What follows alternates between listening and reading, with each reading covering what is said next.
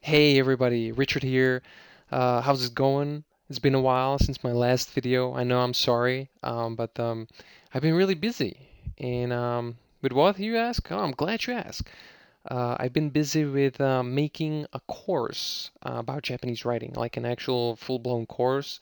And it's going to be focusing, or it's focusing on Hiragana and Katakana. So I'm very excited about that. We worked with Riko-chan on it really hard, basically 2 full months.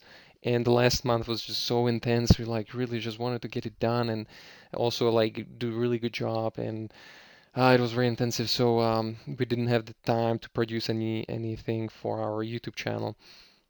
So yeah, so I think it came out really well and nice and shiny. And why am I bringing this up? Well, you see.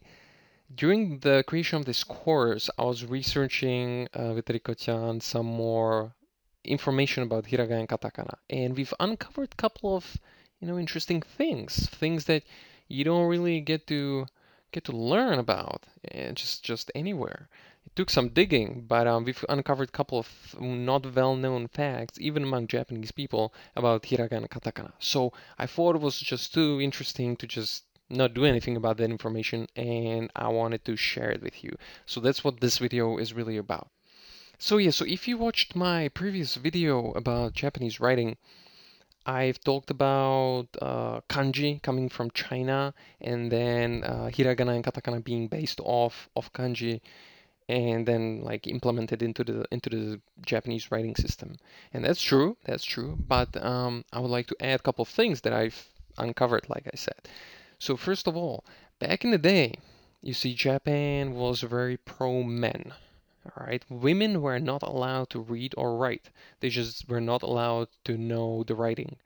No idea why, but that's how it was. And eventually, women were like, we kind of want something for ourselves, something. And so they created hiragana. In that era, actually, a lot of women wrote a whole bunch of books, like novels, stories, fables, and these works, they became very very famous and popular over the time. And in today's Japan, like they're very very famous things. And I guess that's why hiragana kind of earned the right to be part of the actual writing system. But it was considered like women's writing. It was just for women. Now, there's one character that came up in my research, and his name is Kino Tsurayuki. Kino Tsurayuki. Yeah, I had to read it out. I don't remember the name, but he's a cool guy. He's a cool guy, and I have mad respect for him. Now, why is that? You see, this guy wanted to write a book. Specifically, I think it was a diary. So he wanted to write a diary in hiragana. Okay. Now, hiragana is for women, so how does a guy go about that? I'll let you think about that for a second. There's only one way to go about it, really, right? So he pretended to be a woman, and he actually did manage to write this diary. And I guess he even had to dress like a woman. I don't know how far it went, but he managed to write the diary and became like a really famous and I guess popular work. Yeah, amazing stuff. And katakana also has very interesting origin story. So you see, it all comes down to one Buddhist priest being lazy. He when he was giving services. So I guess I'm not actually entirely sure if Buddhist people call it a service. I don't even know how that looks like. But anyway, I guess he was reading out to people like some passages from some book or his notes or something, and that was written in kanji.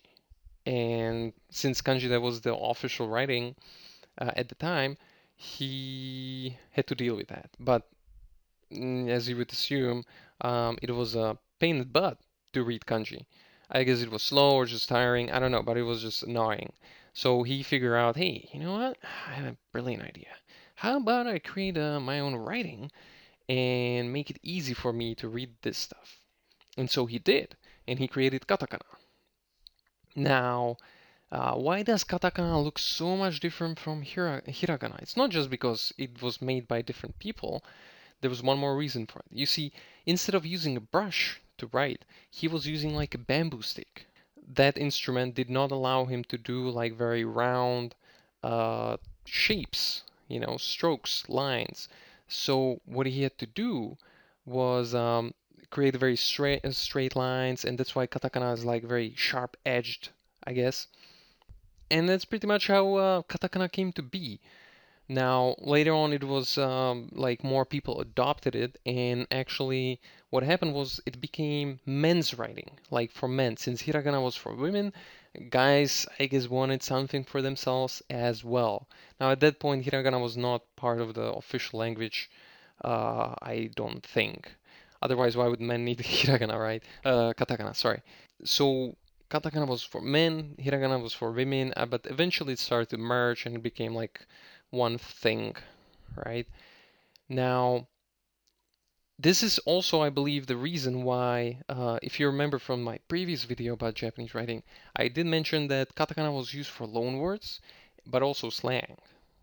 And I believe this is the reason, because it was men's writing, it makes words sound rougher, like stronger, tougher. Arr. So yeah, so that's why it's used for slang words when you want to put like additional emphasis on whatever you're trying to say. So yeah, so that's pretty much all I've uncovered, and I thought it was like interesting stuff, so I wanted to share that with you guys. Now, if you're interested in checking out the course, the link is in the description. And if you're interested in signing up, I would recommend heading to my website and subscribe to my email list because my subscribers get 50% discount off the price of the course. So I recommend taking the advantage of that.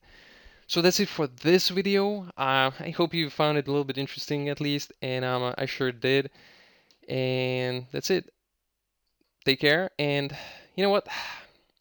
I want to confess to something. I've been watching a lot of YouTube videos, and they do this thing. Some people do this thing where they wish happy birthday at the end of their videos. So I want to admit that I think that's a pretty cool idea, and I want to kind of adopt that. And so yeah, so I'm a copycat, and so I would like to wish you, if today's your birthday, happy birthday. If tomorrow's your birthday, please watch my video again tomorrow, and happy birthday to you too, person. And I'll see you in the next one.